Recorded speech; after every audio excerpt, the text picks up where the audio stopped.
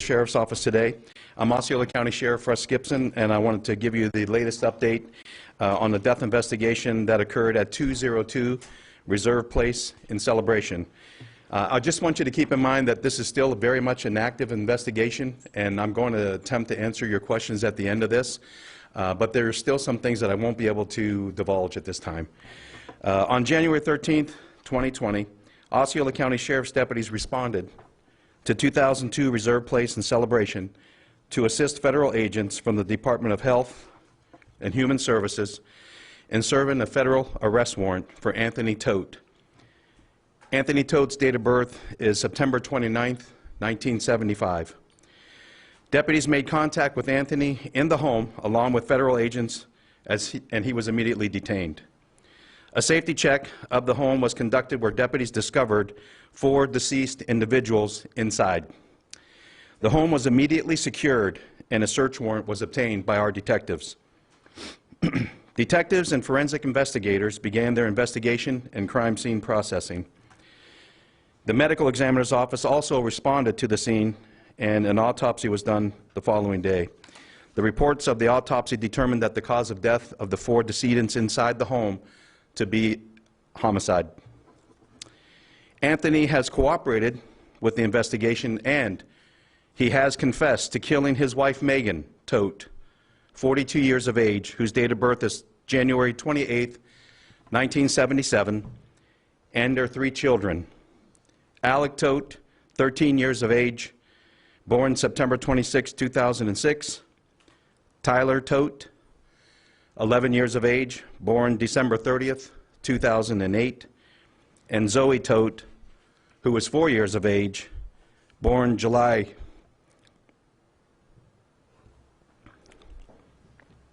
23rd, 2015.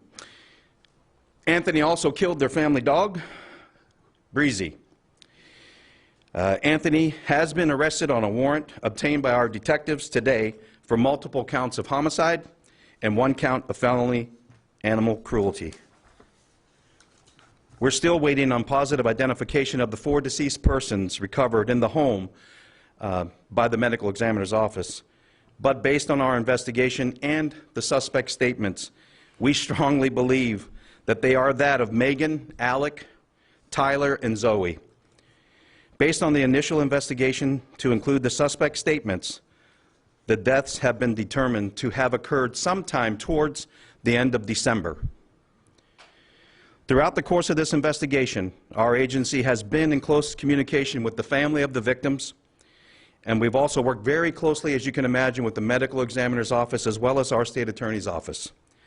This investigation is ongoing, and we will continue to work to gather all evidence as it presents itself. I can tell you on December 29, 2019, our office received a request by a family member of Anthony Todt, who resides outside the state of Florida, to check the well-being of the Todt family because she had been told that they all had the flu and she had not heard from them in 2 days. Deputies did respond to the home, check the home and the area, but they were not successful in their attempts to contact anyone inside the home and did not observe anything suspicious. On January 9, 2020, the Sheriff's Office was contacted by federal agents concerning an investigation that they were conducting involving Anthony Todt. Deputies from that point made several attempts to make contact with Anthony and the family over this past weekend with negative results. While deputies were at the home and after thoroughly checking the property, there was no answer and again, nothing suspicious noted at the home. As Sheriff of Osceola County, it brings me great sadness to report, such a tragedy. And we grieve along with the victim's family and friends, along with the community, for this tragic loss of innocent lives.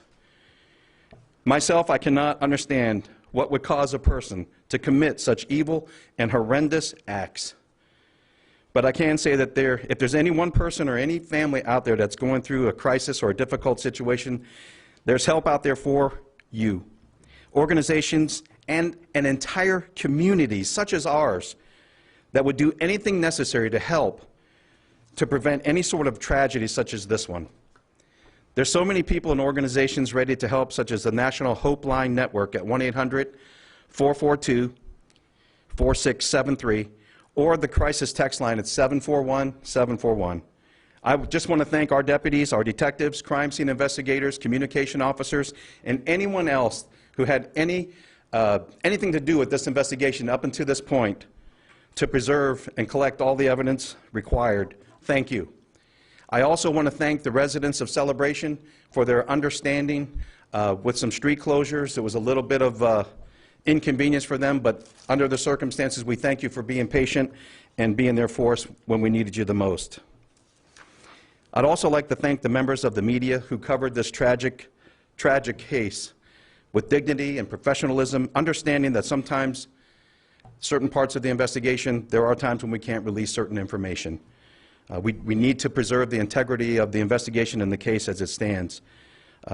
And we want to work very hard to put as good a case together as we possibly can. So with that, I'm happy to take any questions. Sheriff, you said that your deputies went there on December 29th at the request of the family to check on the Tods. Do you believe that Megan and the kids were already there? Well, according to our investigation, according to his statements, it was sometimes towards the end of December that he said that he had killed his family. So there's a possibility of that.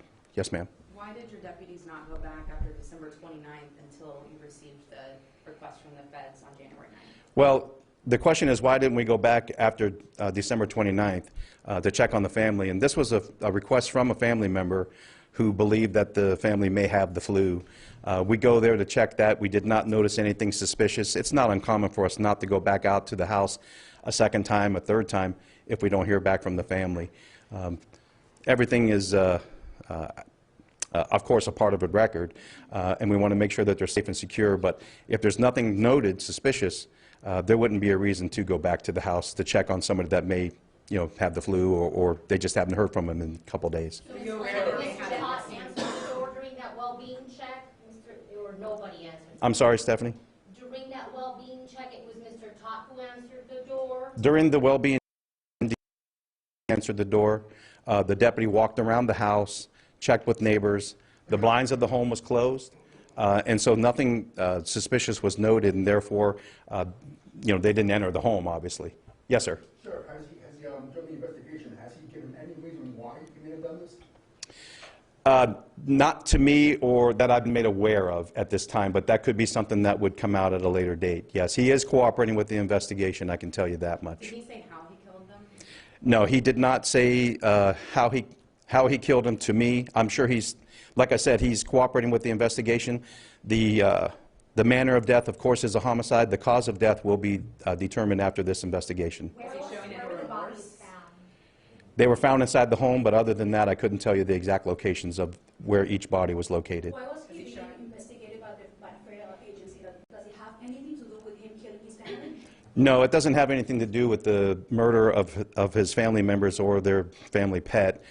He was being investigated for an unknown reason to me while I stand here in front of you today, but he was being investigated by the local authorities in Connecticut, talking about the FBI or the health department up there for the federal agency. It wasn't something that was occurring here in Florida. It was something that was occurring up there in Connecticut. Did he show any remorse for what he did? I don't know if he said he was sorry or if he apologized. I just know that I was told that he is cooperating with the investigation. Does your evidence show anything that you can indicate as far as how this family died? It does show how the family died, but I want to wait for the coroner or the pathologist to make those final determinations. I don't want to put words in their mouths. So, Sheriff, when your deputies went there on Monday at the request of the federal agency, it was to serve this warrant, correct? That is correct. And how many of your deputies went, and did you have reason to believe he might be dangerous? I did not know. I don't know how many deputies responded. Usually at least 2 will go to a scene such as that, and we were there for backup. In case they needed assistance or help. The federal agency was the lead on this. It was their warrant. They called and asked us to respond to the home. We did so, and then contact was made with Anthony Todt inside the home. Have you had any calls in response to that home before, or involvement with his family before? That I'm aware of, it wasn't until the attempted contacts started in December 29th. You said you had him killed by the end of December, so So do you think the bodies were there ever since? I mean, when you guys there, you said you guys didn't see anything suspicious. If there were dead bodies since December, they didn't notice any like bad odor, like smell? Well, being a homicide investigator, that's formally, that's not something that's uncommon, especially during the daytime. It's not unreasonable to believe that the bodies were there based on what we've seen in the home and based on his statements. It does appear as if that timeline matches. So yes, the bodies were inside the home the entire time until we located them on Monday. Did anyone report a smell at all? No, there was no reports of odors in the air, nothing. I know that when they were there on the 9th, deputies were there, they said that they had checked with neighbors to see if there was anything, and there was nothing suspicious noted by neighbors either. Sheriff, why was Tony Todd taken to the hospital, and was there a little bit of a delay before he was arrested? What happened? He may have ingested some dosage of Benadryl?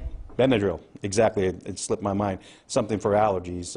And he also made comments of potentially harming himself. And so we took him to the hospital as a precautionary measure because we didn't know how many he may have taken. So, hold on one second. In the back? That was my question. He tried to hurt himself, no? He did take some pills, and he was transported to the hospital. He was just released this morning. So it's not been a case of murder-suicide case, but he didn't have any dog trying to harm himself.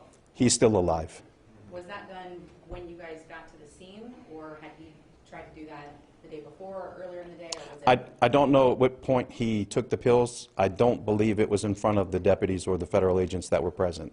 It was something that he had mentioned to them. That's what I was told. Can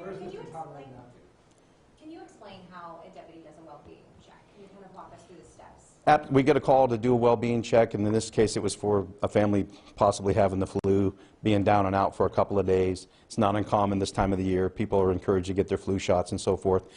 They would go there, knock on the door. If there wasn't an answer, they might walk around the home to look inside the home if there was any blinds open to see if they can see anything inside. They did so in this case. They checked that. The blinds were closed. There was nothing suspicious noted. They checked with some neighbors. They didn't get anything suspicious from them. This family was known to travel. It wasn't uncommon to think or even have a thought in your mind that they could have picked up and went to Clearwater or to Cocoa Beach for the day or for a week. This is a person who, Anthony Todt, had his practice that he did physical therapy, I believe, in Connecticut. He worked, when he was working up there, Monday through Friday, and he would come here on the weekends to be with his family, who had been living down here for the past couple years, give or take. So it's not uncommon for these folks to be known to pick up and go someplace. So it didn't rise to a level of suspicion. And lots of people had mentioned to me, why didn't you just kick the door down? And there's an element of privacy. Your home is your castle. And for us to have entered that home illegally for illegal purposes, anything that we would find in the home could be excluded from a potential criminal case. It's a fruit from a forbidden tree. You're not allowed to, if you get this fruit and you weren't allowed to have this fruit, then you can't keep the fruit or eat the fruit. So in this case, if we just kicked the door down and did things besides what our law says, we could lose everything in a court of law, and we don't want to do that. And that's why when deputies did a cursory check of the home, found the 4 decedents inside, they immediately backed off. They went outside the home, they secured the scene, and the detectives went and obtained a search warrant to make it a legal search and to make this case as strong as it possibly can be. Where is Anthony Todd and what's his status? What charges made? He's still talking to detectives in the Violent Crimes Unit upstairs. Transported shortly to the Osceola County Jail. One last question. Sheriff, documents that we're going through on the Montalvo case show that there's nothing in there that says how she was killed or where she was killed or who killed her. Can you tell us, do you know who killed her or how she was killed? Well, I think just based on the information that I released today on 4 people dying, I'm not going to talk about the Montalvo case when we're talking about this tragedy and celebration. But that is a great question, and it's something that we're happy to answer at another time. Our hearts go out to the family and friends of these decedents. 3 children and a mother has lost their lives at the hands of a husband and supposed father and their dog. This is despicable and cannot be tolerated anywhere in the United States of America, let alone Osceola County, Florida. And that's why we will work tirelessly and have. Our teams are dedicated to the safety and security of the residents of Osceola County, and we will do that because it is a calling that we receive, we believe, from the good Lord above, to make sure that these people, when they decide to commit these heinous acts, are held accountable. And that's all we want to do, is do our jobs to make sure that our people, our residents, feel safe and secure in our county. If you're here and you need law enforcement, we're going to be there, regardless of your race, sex, color, or creed. We will take care of you, and we will work these cases to the end. And I don't take no for an answer when it comes down to certain things. And we're going to receive, just prosecution the way that it should be in a case such as this. So thank you for coming, and we'll update you at another time.